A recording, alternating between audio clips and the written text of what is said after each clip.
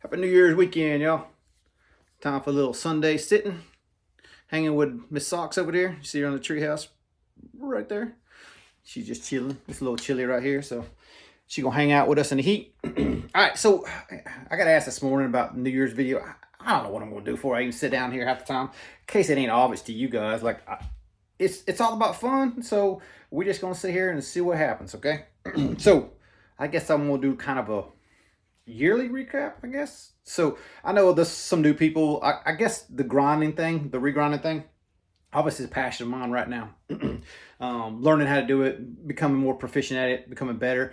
The more exposure I'm getting to some people that are like, hey, let me send you nice, the people that I otherwise wouldn't have known.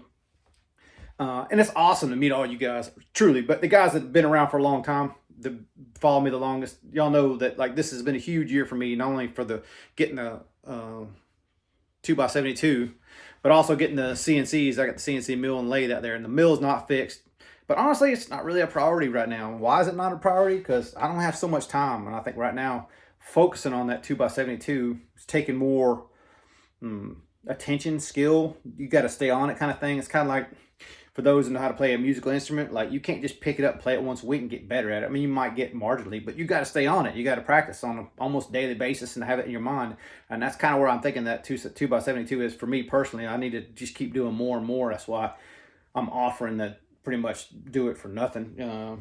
I think moving forward in 24, I might make a way for you to make a donation for me or pay for shipping or something after you get your nice back or something. But just to kind of even things out, because I've had quite a few people now send me stuff. Like a couple of people sent me money this week. Thanks, Kyle. Sent me some belts. Evan sent me some awesome sweets that he made. Very much appreciated. But yeah, going into the new year, we got to cut that shit right back out because I've gained a lot of weight here lately. Not that y'all give a shit, but just saying in general. So I think, as I see like other like knife makers and collectors, you sometimes to get one, you have to give up the other one. And I'm not ready to quit giving up and being a collector. Like a collector is like truly what I am at the heart. Like I love having these knives. I've moved my collection into almost all exclusively bruisers at this point. I got a few non-bruisers, but by far and large, when people look for trades and they're not into bruisers, I'm like, I don't really have anything, like I pretty much, if you watched the Labor Day video, when I did the collection update in Labor Day, it's changed since then. Drastically changed. And I didn't do anything at all in November. It was nothing November. So basically September, October, and December, those 3 months, I've switched a ton of knives around. Like it's really, honestly, it's astonishing how many new knives I have, and how many different ones I've gotten, and for trades too. But for me personally, on a collector level, the biggest thing that I've done this year, biggest shock to me this year, was I started letting Chinese knives into the collection. I didn't really ever think I was going to get there. And I think when I was a machinist, it was more personal to me, the more like I have to support the industry that I'm in, or who's going to support it kind of thing.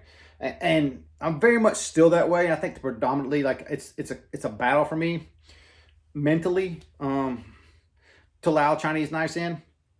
But also it's like one of those things like I want to experience everything I can as a collector. So I've obviously kept it on a bruiser level, right? You're going to see a few in here that aren't, that I haven't shown you guys yet, but I bought those to grind and either trade or giveaway or whatever else. The one I did already, and I'll show you in a minute here, but I think we're going to take it top down and we'll concentrate first on the Chinese knives that I've acquired in 23, which is kind of crazy thinking, but yep, we'll show you real quick. All right, just don't get them all on camera, but hey, you gotta do what you gotta do, right?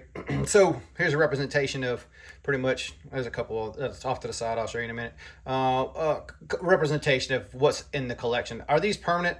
Probably not. Some of these are, some of these in trade, some of these suggestions of other people that I tried, and a couple of these I bought strictly to do stuff on the grinder, and one influenced by something that a couple of people had sent, and now I had to own one and try one myself. And all right, we'll start with this. That's the Lake Champlain Barlow. If y'all are into the collection videos, a couple I'm gonna recommend, but this one first of all, because I think it won his knife or slip joint of the year, is JD for EDC. Y'all know that JD and I have been buds for a long time, and if you don't, then now you do. We should trade back knives all the time. Back and forth, but like lately here, well, I just sent his net back this week, but I was looking to put something there with it, but I was like, I don't think I have anything that's resembles what a normal person would even consider carrying. Like 90% of my stuff's ridiculous from the normal level. But anyway, full tie Lake Champlain. I have the one that Mitch gave me last year, which is the Ohio Riverjack.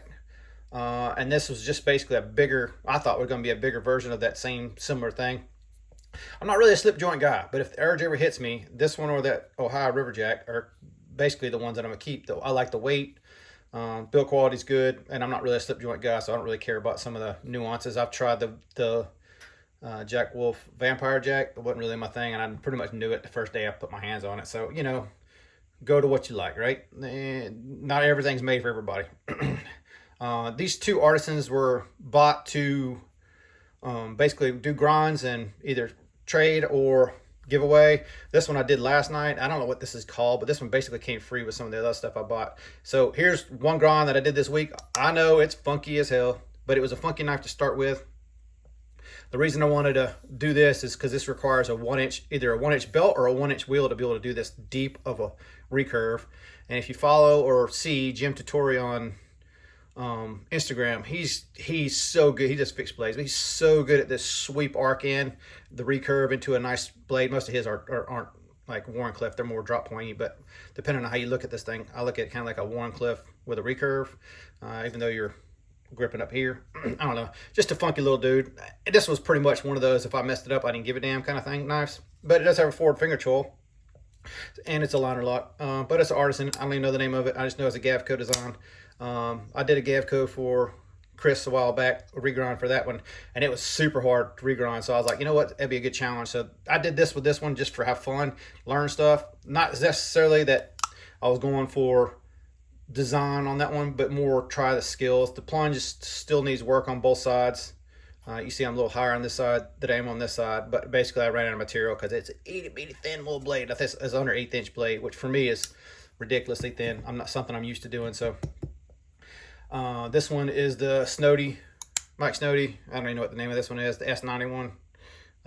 Actually, the one thing I did like about this one initially, as soon as I picked it up, because I had no idea what this was to be like, but it's not milled out in the titanium.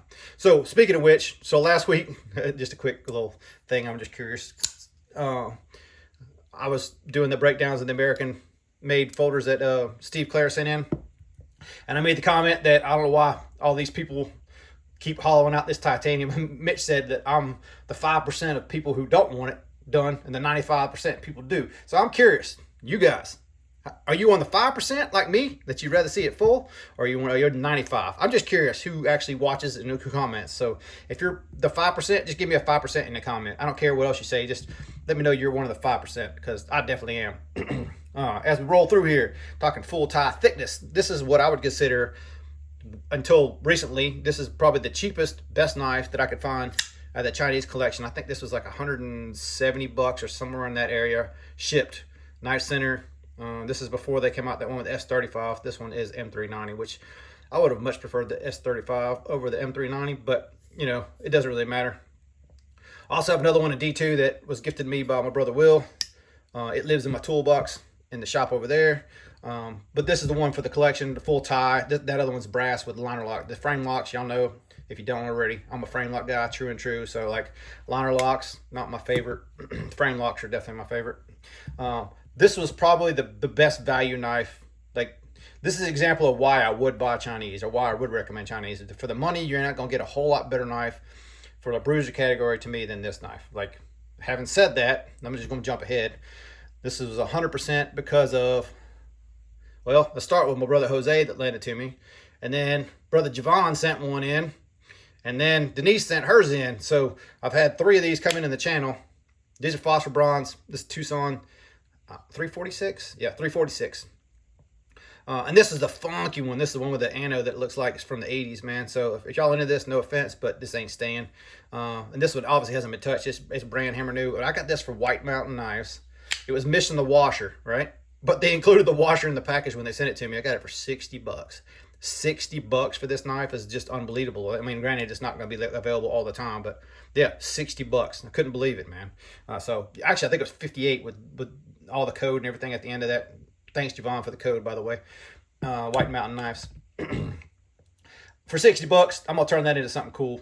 Whether I keep it or trade it, I had to do one the way I wanted to do one. When Jose sent his, I offered to do his. I think his was a gift from his wife, so he didn't want to do it. So I understand. Moving on, this was a trade that I got in T1000, and it's pretty much, I would have to say, in stock form, shit knife. I modified mine. I know a couple other people. I made some studs for both Bearded Doom and Mitch Bowling, and they have trouble using their studs. I don't have trouble using mine anymore, but I did modify my detent. And you have to be off that lock bar. You don't need to be on that lock bar at all. Otherwise, you get locked up like I just did a second ago. But yeah, T1000. So overall, you know, I'm not super experienced with the Chinese market, but I hear so many people outside of bruiser category talk about how much they love Riots. If this is a representation of Riot and some of the other stuff that has been through here, I'm not a huge fan. Like, honestly, like I think that some of the other Chinese, especially Artisan, Max Ace, that do a better job than this. This knife, honestly, like, well machined, but the in hand and use kind of thing, definitely fell short for me. Plan on doing something with this one. Y'all thinking regrind? I don't know. The grinds are good as it is. It's an 8-inch hollow right here. So I may take it up a little bit taller, or I may even go 14-inch hollow and just bring it all the way up, like almost full flat, and then try it that way. I don't know. It just feels like, I don't know, needs something. I haven't put my finger on yet what this thing needs. It just needs something. Don't know. But overall, I had to disconnect all that stupid secondary lock crap, and I don't know. Just overall, from what I expected it to be, kind of a disappointment. So moving on, let's go to the Max Ace. This was a Sandstorm. I had originally done a Sandstorm for, it was Brandon Thrasher's at the time. So it's version 1. It had the, I don't know, the pattern. You guys that know all the patterns and stuff and all that stuff, I don't know any of that stuff. But this one came, had blue, I blasted the blue, and then used it for a couple days, chipped the blade, and it's pretty much been sitting since. I play with it every now and then. I threatened to do some things to this one. I probably will do some things to this one. Good knife. This is what I have an issue with Max Ace in general. They make this big bruiser of a knife, and they put this little skinny handle on it. Like, let me just grab another knife real quick. What do I got? I haven't got nothing skinny in here. Hey, buck, whatever this buck is. What was this? This 562, something like this. This is the one that Apex Alchemy Billy gave it to me. But you can see the skinniness of this handle. So you can see it's not much bigger than that. This is a huge bruiser of a knife, man. So like, why would you put a huge bruiser and put a little skinny handle on it? So I think, in my opinion anyhow, Max Ace builds big knives for smaller hand or normal hand people, I guess I'd say. Smaller hand than me, how about that? I mean, it's not like I can't fit on it. It's just, it would be so much better of a knife if it had a little more girth to it, you know, like a little more oomph in there. I don't know.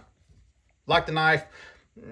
You know, I thought I was going to like it and carry it much more than I did, but honestly, like, I haven't really done a whole lot with this one. It might change in the future to kind of make me like it more, but as of right now, like, it's a good knife, but that's all I'm going to give it. I'm going to skip one and go to this other Max Ace I got, and this is a recent one. This is a Titanus, Titanus, I think, something like that, whatever the hell it is. It's huge, dude. It's absolutely huge. You can see it on top of these other bruisers and pretty much takes the whole screen up. And this one is actually, and I didn't realize it when I did it, this is not a frame lock. This is a liner lock, and you can kind of see it inset in there. And oh yeah, forgot to say, so obviously this one's relieved. This one is relieved on the inside, which sucks. I hate that. It's not a ton, but it is a little bit in there. But at least the sides of it are good on this one. On this one, definitely relieved. So I don't know if you can see pockets in there or not. I'm trying to hold it where you guys might be able to see. Yeah, you can see some of the pockets in there, which always sucks. I hate that they make a knife feel hollow, and I know ton of people don't understand that, but I always relate back to guitar. So if you play electric guitar, rock and roll, distortion, whatever you want to call it, and you pick up a hollow body or even, you know, acoustic, like it's a completely different animal. You kind of fish out of water, and you could play it, you could still make it do all the things, it just ain't the same. Well, that's exactly the way I feel about titanium that's hollowed out. That's 100% how I feel about it. It just ain't the same. It doesn't have that same feel. Doesn't give you the I don't know. Doesn't do it for me. So anyway, recent accusation. I don't know what we're gonna do with this one. It's 3V, which is badass, which is much better than the M390 that some of these Chinese manufacturers put on their knives all the time. So they're getting there. They're doing things the right direction. This was definitely a lot more beefy of a knife. But once again, you get in the back, and it's like a little skinny nothingness back there. So I don't know what you'd even do with this. So I had kind of sort of contemplated doing a frame chop with this one, like blade reprofile, and then chopping the blade off somewhere around or the frame off somewhere around in here. You know, get rid of this last little part, make something different out of the blade. But I don't know. We'll wait and see. Who knows? I may make it more of a, what I would consider, this is kind of like, we all have different standards, but this is kind of getting to the point of ridiculousness for me size-wise. And I know that coming from a guy who carries some of this other shit, oh my God, it's a half inch longer and it's still a difference. But if you look next to this other Max Ace, this is the size that I really like. This is almost perfect size-wise, lengthwise, this was. And you can see how much bigger this other knife is. So like, if you see where I was talking about hacking it off, if I hack it off at about here, you're probably pretty close to what this one is, somewhere in this level, you know? So I don't know. May do something with this, may not. All right. Last Chinese knife. Pretty much bear with me. I appreciate y'all bearing with me. I know some of you guys ain't about Chinese knives at all, and I wasn't until this year. But District 9 Catastrophe, by far my favorite Chinese knife. This was recommended to me by Bearded Doom. And I got to admit, like, visually looking at it, and I'm like, yeah, so what, man? No big deal. I mean, I like some of the intricate features, but I'm more of a custom guy than our production, and this is straight up, you know, when you get in these funky little milling patterns and intricate hardware, this is straight up production flex right here, right? It is. It truly is production flex, because you've already fine-tuned it enough where you put other details in it. I mean, just look at the pocket clip with that little, let me just show you this real quick. See that?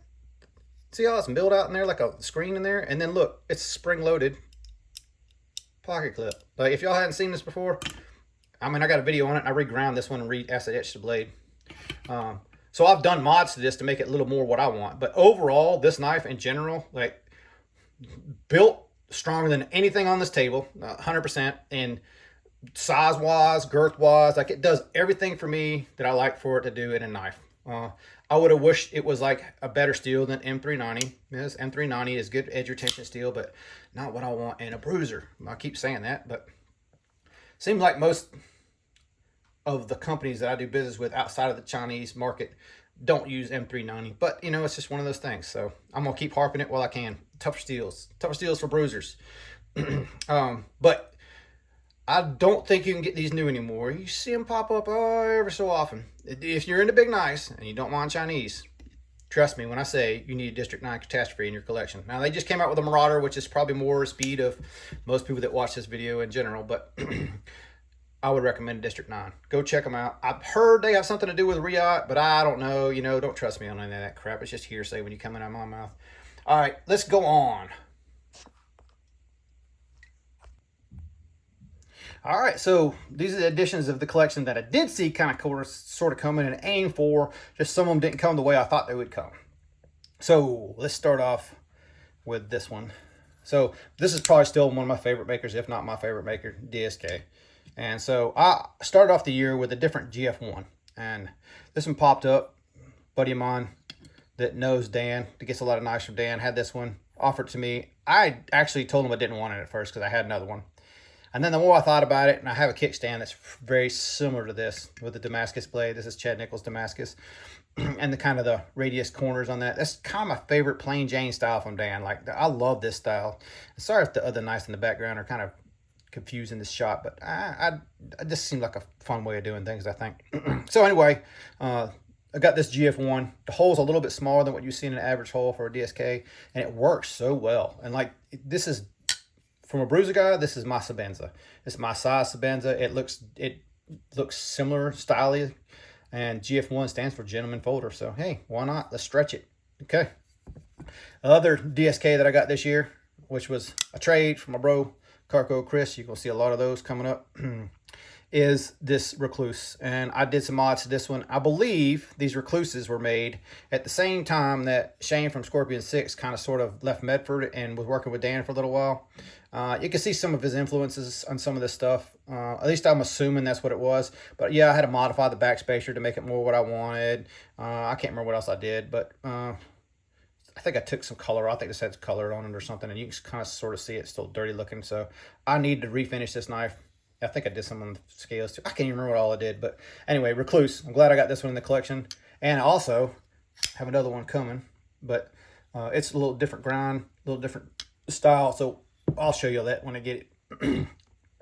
So this is all, like I said, knives that I perceive myself getting. I didn't see myself getting rid of Medfords, but I did get rid of some. Actually, I got I'll get rid of my on belay. It's coming back.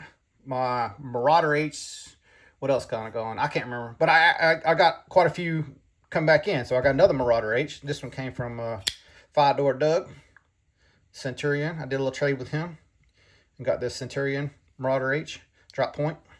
I still want, and I'd like to get the Tanto thick boy, the whatever they call the biggest one, the 1/4" blade one, just for the looks, because you know the pattern is a little different on the handles. It looks a little more robust. But the problem is I've seen like a lot of the Fat Daddies the same way. Like a lot of people want to go the extra degree and start doing the carving up titanium. I want mine plain, as plain as can get. Speaking of plain, what is this one even called? I can't remember. Oh man, Chuck Nunface would be disappointed in me. Oh bro, I can't remember what this one's called. But anyway, I can pick up this Medford. I think I got this one on trade too. Pretty sure I got this on trade, but I don't remember who. I'm sorry. I don't remember who I got this one from. Did I get this one from you, Chris? Maybe. Damn, I can't even remember. That's what happens when you trade so much and move so many pieces. You don't even remember where you get them all. So what I'm trying to tell you all is I think I got everything for 23, but I don't know. This one I know came from Chris. Now I can 100% say it as I failed it. Fighter Flipper. Now y'all might remember that I have the blue one. The blue one is faced and flamed, and it's blue anno on the other side, and it's just kind of like the gold bluish flamed on the pommel there and that sort of thing. So it was one of those nice, it's really pretty and nice, and I bought it as an anniversary gift for my wife. And so I only carry that, and I very rarely use it, basically because I wanted to keep it new because it's an anniversary knife. So I wanted something I can actually use. Chris said he had one. I had no idea what it looked like. I didn't even ask him. I said, just send it along, and then we'll go from there. And as soon as I saw it in person, I was like, oh yeah, we're gonna make a deal on this one. So this is a recent acquisition. Just did a huge trade with Chris, which I still can't believe dude trade me, but good to have friends. All right, I'm not gonna harp on that yet because I want to talk about that in a minute. I got 2 Fat Daddies this year. After getting them, I promptly modified both of them, and then I promptly took them both back apart, and let me see if I can get them in frame here. Swap. So this blade was on this knife, and this blade was on this knife. This was all gold when I got it. This was gold highlighted when I got it. All the hardware was kind of flamey and weird on the Tanto one, and this one had gold hardware. Just didn't work for me. If y'all know me, plain's my style. This kind of blade, sometimes I like it, sometimes I don't. Like I've often thought about taking this one and, you know, do a little acid etch to it, make it more my style, but then I'm like, you know, so I go back and forth on it. I switched the frames around because for me, it just kind of worked better that way. I like this more of a plain Jane look. Obviously, I've already said that before. And now it's more my style of a plain Jane, but it's also way custom because this one's been reground. This one went to, what's that dude's name? Thomas Kennard. And if you watch Scotch and Things, Steve's video, this one came from him. This blade did, not the frame. That was that frame, once again. I changed it all around from what they had it, because he tried to put this finish back on the blade. It didn't work. I mean, it just didn't look good. But anyway, got Kyle to sharpen this one up a while back. It's kind of my introduction to his sharpening skill. So this one kind of ties in a lot of people here. Both these do. This one came from Will, if I don't already say, WC Blade Review. And that's where I traded the other Medfords to a while back. And he got some dire wares from me too. So we've done a lot of trading this year. Obviously with Steve, I always do Will and Dylan and Steve. And usually it's pretty much like Steve hooking me up. Steve's such an awesome dude. Luckily this year, I think I was able to hook him up with a couple. So I'm glad that kind of worked out both ways. All right, moving on. Both the Fat Daddies, glove, have both of those. Am I done with either one of them? I doubt it. I believe you're probably going to see more mods coming on both of those, but we'll see. Speaking of mods, on the Medfords, Artica. So I got this one. Chris, did I get this one from you? Damn it, I can't even remember who I get everything from. Artica. I got it from somebody. I don't even know who. And I had it, and I sent it off to Will. Actually, Will did a video on it. I was going to send it to some more people. Actually, Steve wanted to check it out, but he ended up buying one before he couldn't wait long enough to see mine, so he ended up buying one. And his is at Medford getting redone. But on his video, he was talking about, hey, should I get Dave to go and do some stuff to this or send it back? And I think predominantly most of the people that watch this channel are like, send it back to Medford. Don't send it to Dave. So I took that as a challenge. No offense to you people who want to send everything back, but I am the warranty. That's what Steve told me the other day. He's like, I am the warranty. So you're pretty much right. Reground this one. This has got a 14-inch wheel on it. So it's basically like it was flat before. It wasn't hologram before. Now it's a hologram. But if you see a 14-inch flat, then I'm going to show you from the tip and it'll make more sense. That's basically your transition. You can't really tell, but it's kind of from both sides swooped in like this, and it's almost flat, right? You can barely tell the difference. That's what a 14-inch wheel looks like. It's very shallow as far as the hollow goes, but you can go much higher in your grind. So it's the thinness behind the edge is much better than what the Artica was, but it's more in line with what most Medfords are. So it's still kind of robust behind the edge, but it's a taller, basically almost flat, more or less, in this Artica now. And now this is, to me, a much more usable knife, one that I'll carry. And not only that, but the way it was before was kind of sort of lazy in the action. Like when you flicked it, it was kind of real lazy. And now it's kind of like just lighten the blade up enough that it snaps good. I like the way it feels now. And, you know, granted, it could be just the way I tuned it, but super happy to have the Artica in the collection. So for my Medfords and my Arizona boys, that's pretty much it at this point. Moving on. All right, so I quickly mention these. These are gifts, sort of, I guess. Yes, they're gifts. They were gifts, especially this one. 100%. My brother Will, WC Blade Review, straight up just gave me this one. No rhyme or reason. I mean, I ground a few knives for him, but nothing to warrant someone giving me a knife like this. This is definitely something I'd use. This is definitely something I keep in my toolbox, and I do use it. I use this mostly, and this is a D2 variant. So if you didn't know, D2 is pretty damn tough steel. So a lot of times, like if I'm doing jaws or I need to scribe a line in some aluminum or even a mild steel or something like this, a knife like this is great. Nice sharp tip. You can get down to where you want to do it and scribe you a line. So this one gets used in the machine shop a lot more than, well, pretty much the knife for the machine shop, you know. It's not someone that I'm like, I don't give a shit about it. I give less of a shit about it. Staying nice, pristine edge and all that stuff. It's more of a work knife, work knife. Obviously on bearing, so you can discredit the bearing action as far as that goes. But great knife, super heavy. Love this freaking knife. It just stays in the toolbox, so it never gets really carried. It's more used, but in a specific role for that one. This was definitely a gift from Billy. He sent this in. Every time we do a trade back and forth, I try to make it heavier his way because that's just how I roll. And if you watch his video, there's a little back and forth in this SMF here. But anyway, this is, I believe it's a 562 buck. Because every time I see the 110 and that sort of thing, or 550, 560, I don't know what it says it right here somewhere. If y'all can read it, I can't. I don't have glasses on currently.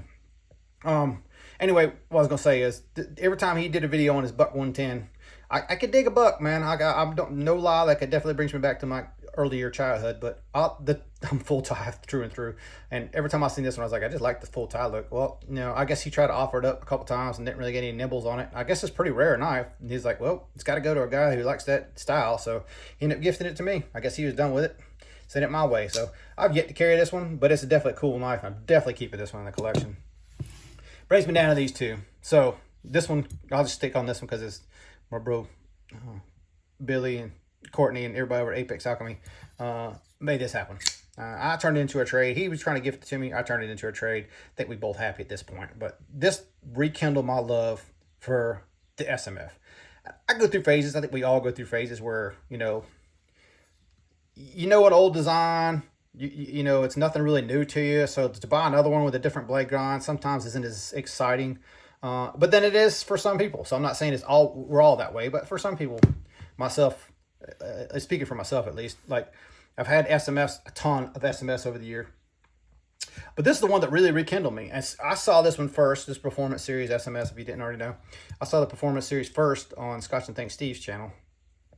And I thought, oh, full tie, that's definitely the way I want to go. I just didn't realize at the time it was on backspacers, or no backspacer, on standoffs rather. And that's the one downfall to the Performance in my mind, is I wish the whole thing was titanium, like a Lego scale, but just titanium. It would have been a ton more money, but that's the one negative I can probably say about the Performance. Other than that, there's nothing else I can find wrong with it. Like, by far and large, when I put my hands on this one, it rekindled that spirit for me. And you're going to see in a minute, I got another one, but that one kind of fell on my lap.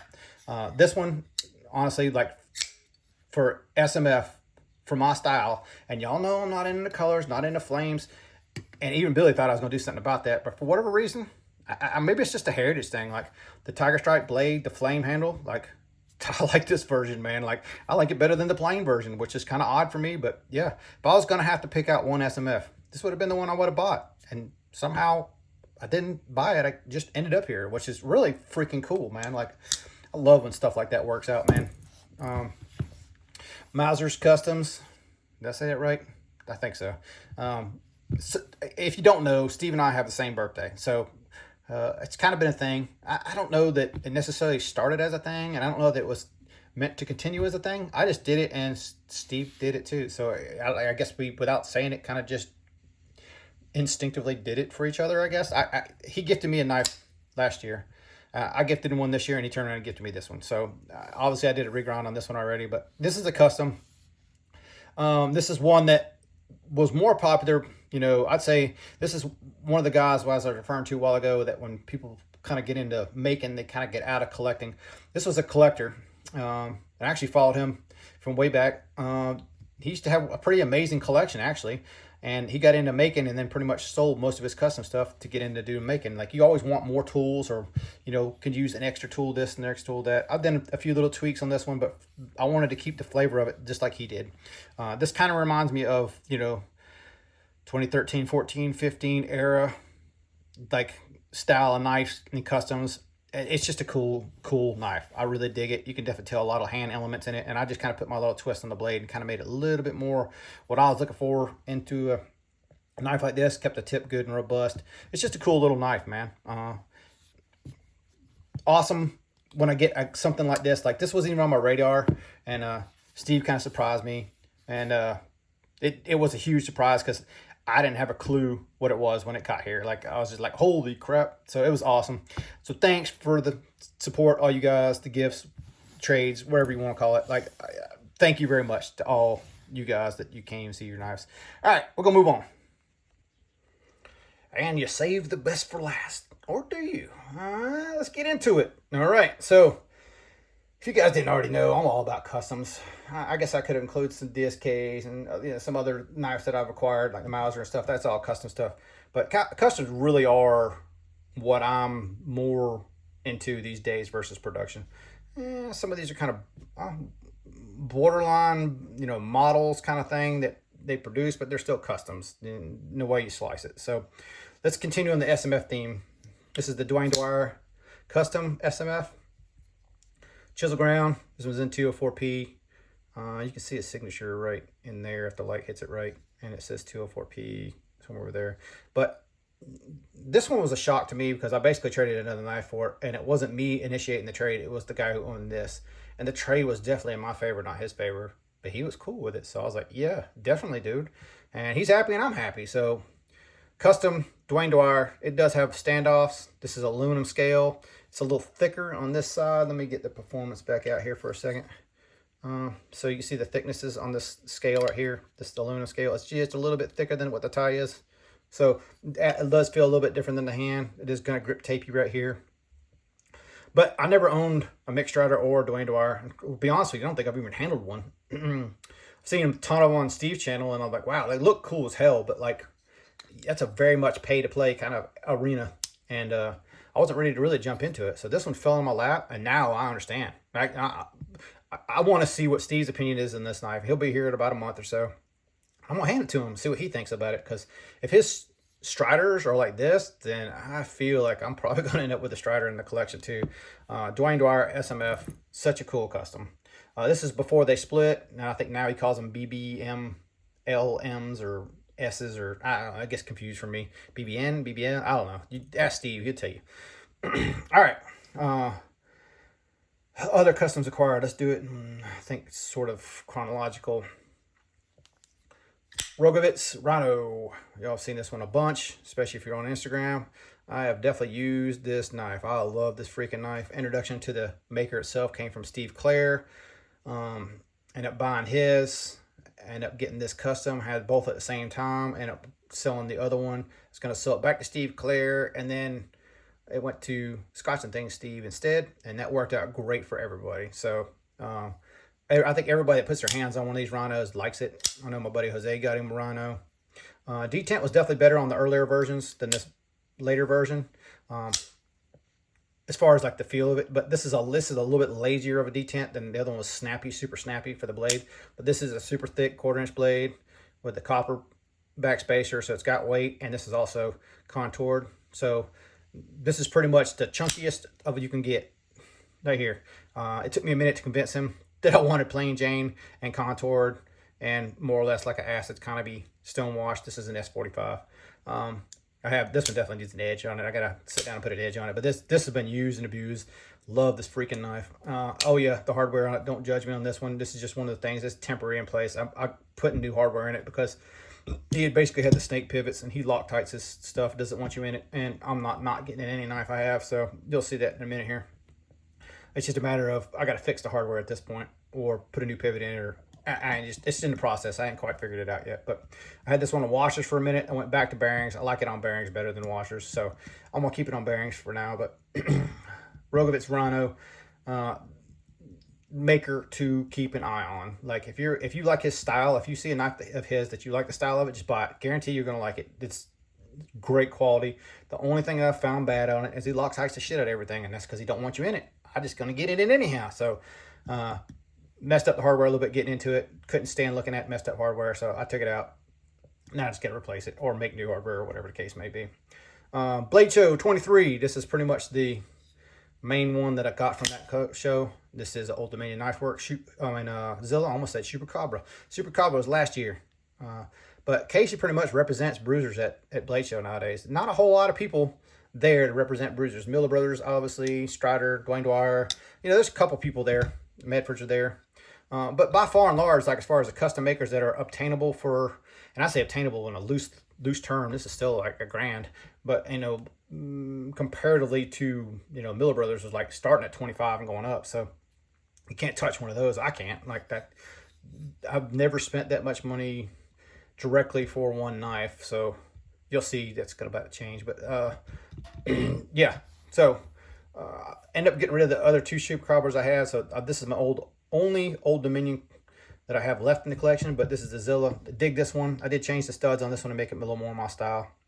I can't even remember what was on it, but I had these studs on the Chupacabra. They're kind of a little more goldy brown that I did flame anno on.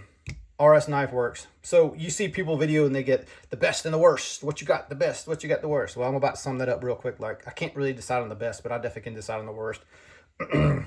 So this is pretty much a look-see knife. That's it. Like, it looks cool. I broke it down on a bruiser breakdown or a breakdown video, and pretty much saw how wimpy the pivot was. Some of the bearings in there are super small. Action on this one is mediocre at best. Grind on it's kind of funky. It's a look-see knife. It's pretty much what it is. It's cool looking. I guess if you like the way its style is. The hook in here kind of locks you in, and, you know, like the other Chinese knives I was saying, big old huge blade, little tiny handle. So it's built for a small hand dude that likes big knives. So by far and large, not a popular design. I've seen quite a few of these Orcas, but this is definitely a one-off Orca, and this is definitely one I just got for the collection. And quite honestly, man, I probably would trade it. I probably will trade it. Eventually, it just has to be the right person that wants the right knife, right? It's a whole lot of Damascus there. Just for me personally, like, I wanted it to be something it wasn't, and it kind of fell short. Like, if you handled what was the one that Steve let me? It's a popular production model now. Oh, I can't even think of what RS Knife Works. Not the Chaos. What is it? Paragon. I'm sorry. Is that what it is? Paragon? I think so. The big knife. Steve Clare let me one of those. That was way better knife than what this was. Still a little bit rough around the edges. Still some things I would have liked to change, but it was a much cooler knife than what this was stylistically. And I kind of thought this was going to be more like that one. So, biggest disappointment of the year. Not an inexpensive knife either, as you can imagine. Okay, now the toss-up. So, both these happen to be handmade, and both these happen to be Croatian makers. Gorky Knives and Dalibor. So for those who don't know, I don't even want to set these on top, but I'm going to anyhow. The hell with it. The Gorky is slightly bigger, not much, but slightly bigger. But both of these are just phenomenal knives. Both these came from a bro, Chris. The Gorky wasn't even on my radar. I didn't even heard of Gorky before Chris. Now that I'm like heard of him, how can I not have heard of this guy before? And value-wise, like, if you don't know what these go for, these are sub 1,000. At least they were new. I'm not sure what they go for now, but buy this knife. Buy one. I'm telling you, if you buy one, I guarantee you'll thank me for it. And of course, the Dalibor really doesn't need a whole lot of introduction. If you've been in a collecting for any length of time, I'm sure you know what Dalibors go for. Chris said this moment in 2018, I think this sold for $2,400. So by far my most expensive custom I've ever had in my collection. I didn't pay $2,400 for it. I basically traded knives and a little bit of money for a multiple trade deal with the Mr. Carco, Chris. And man, Chris, I cannot thank you enough. When we was just talking about this, he was basically like, you know what, just held a spot in my safe. I'm not sure if the Gorky did too or not, but I haven't been in either one of these. I'll make parts for these, or make ways to open these. They both require a little bit of a tool. This one, the three-hole pivot. This one, you can turn this with the Allen wrench, but that one gets loose. As back to the story, because I got sidetracked. Chris basically said, you know, man, they've just been sitting in my safe, and I hadn't been using them. So I don't mind trading them, especially as someone who has a collection they know. Because obviously this year I've found... I already knew that I was a bruiser guy through and through, but I've definitely concentrated more on the whole bruiser end of things this year and pretty much eliminated everything that wasn't a bruiser, with a few minimum here and there that I've kept over. You know, like, I don't know that I would call it SMF a bruiser, but it's definitely on the heavier end. And this is probably the smallest knife that I would consider a main duty knife. But it's nice when you fine tune your collections. So having added these are definitely the crown jewels, these two in particular, like mainly because I never thought I'd have my hands on a Dalibor, or never thought I had one in my collection. And Mr. Gorky I never heard of before this year, and their quality on these two, they're different. They're kind of like Medford and DSK.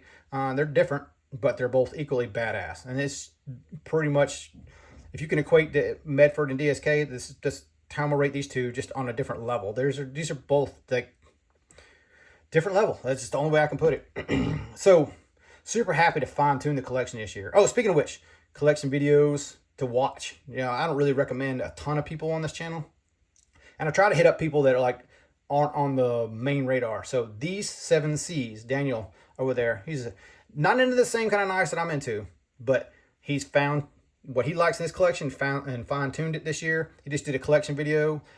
Super positive dude. Like, love the vibes he gets. Go check out these 7Cs, watch the collection video, get a vibe for him. Super fucking cool dude, from what I can tell in the videos. Don't really know him outside of YouTube, but just wanted to recommend.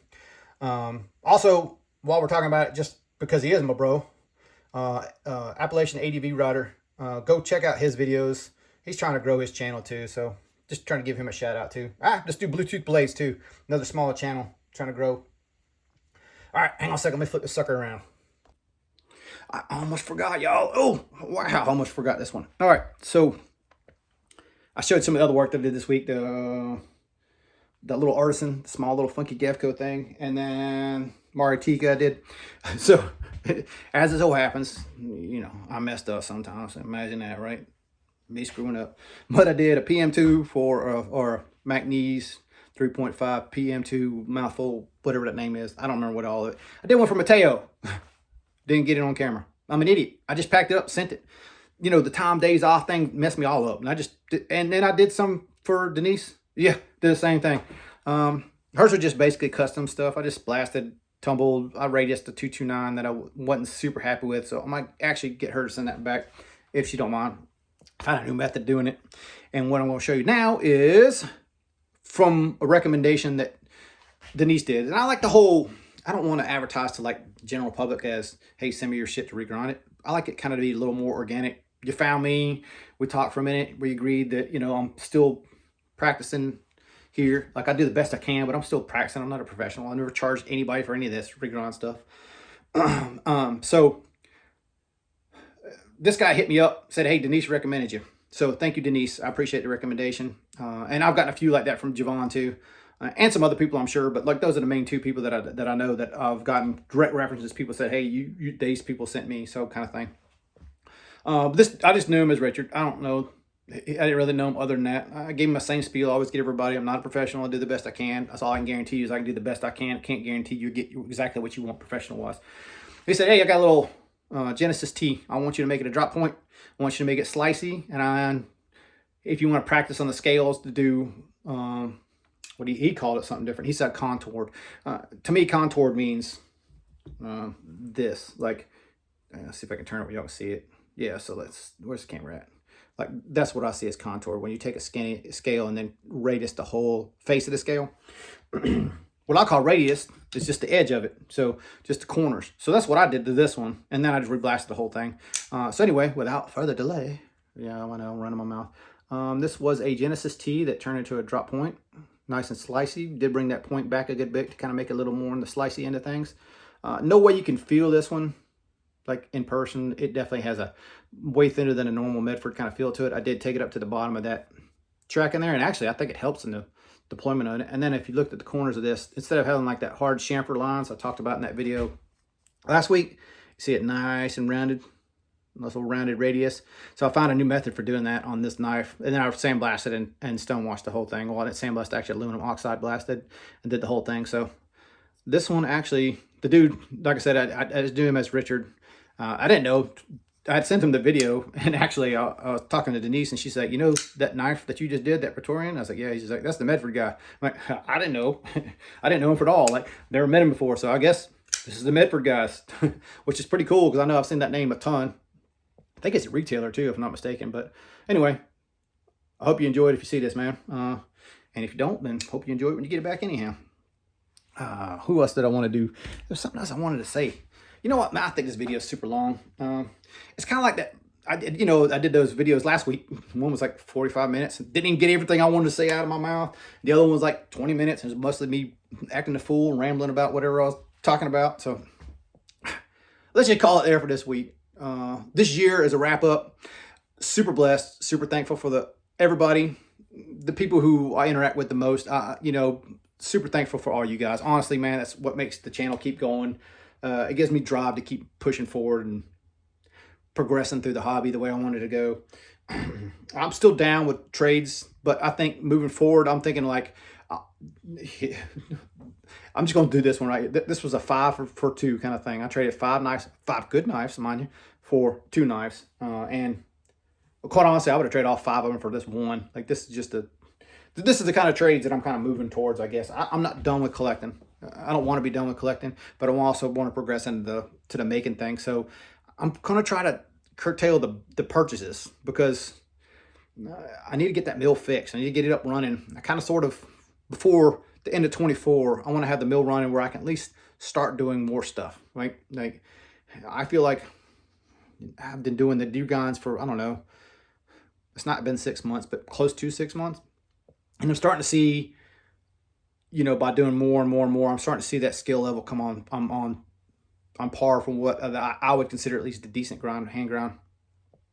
And then, if you don't know or know, I got a machinist background. So it's going to take a while to figure out that machine because it is different than most of the CNCs. This is like, it's a downgrade from what I'm used to using, obviously. But also the code on it's going to be different because it is a Chinese machine versus a standard G code, M code. It does accept some of that stuff, but it's still different. And I'm still going to have to figure out the machine after I get it fixed. And then I'm sure you guys know that I'm wanting to move into more of a naked thing, but don't know what I'm going to do. I don't know what I'm going to do with the mill. I haven't decided what I'm going to do with it. Time's limited, so I don't know.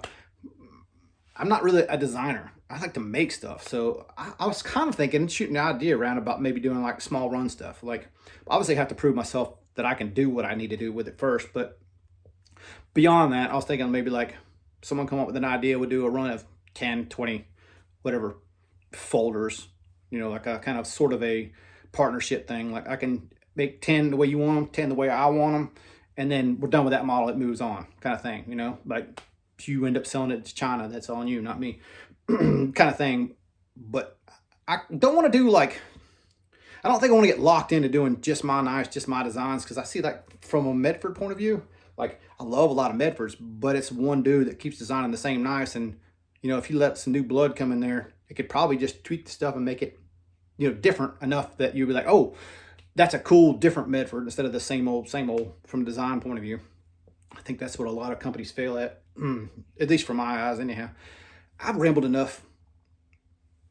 A blessed 23 for me. I hope you all have a great New Year's, and see you next Sunday.